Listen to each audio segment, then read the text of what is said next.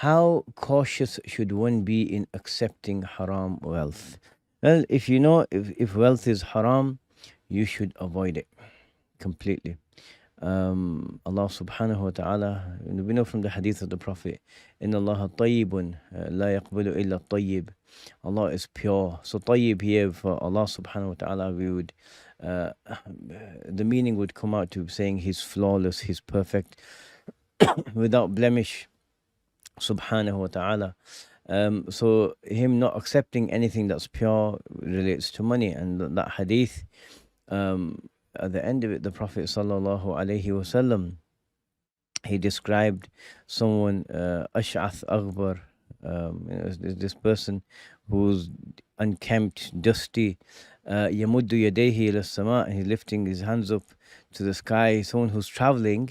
So in difficulty, he's not in the comfort of his own home, hence his appearance, and he's obviously got a real need.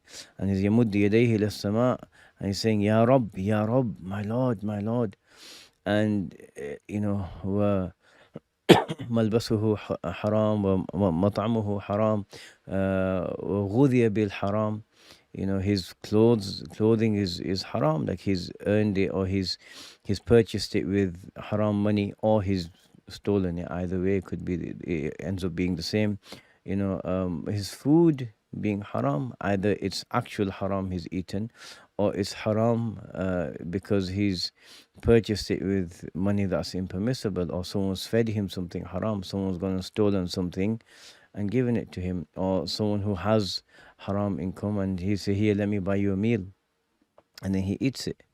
There is some discussion amongst the fuqaha about if someone who you're dependent on, if you're completely dependent on your parents, for example, and they're feeding you haram, you don't need to worry, they're going to be sinful, right?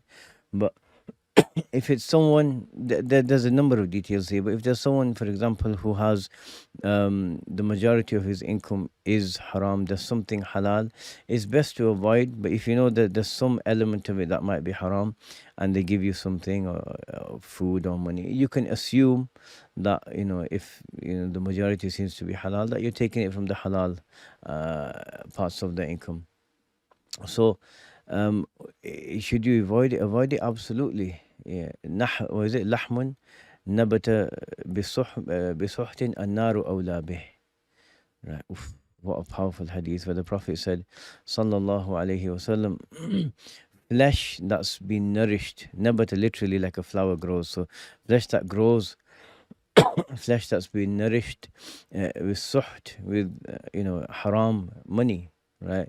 Or money that's been acquired through impermissible means. An-naru awla bih, the hellfire has more of a right to it.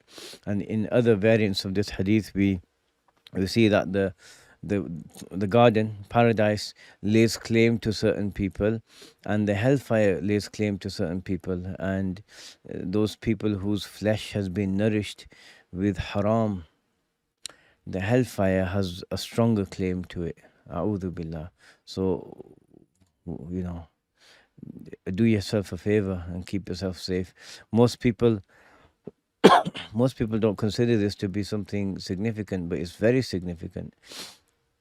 On the Day of Judgment, anything you can do in this life now to keep yourself safe there, you'll thank yourself a million times over for having the foresight and the understanding and the intelligence to keep yourself safe. So do your best and avoid the haram as much as you can. We ask Allah subhanahu wa ta'ala to always keep us nourished with the halal and the tayyib and that which pleases Him, and to keep us protected and safe from anything that displeases Him, especially that which would nourish us with the haram.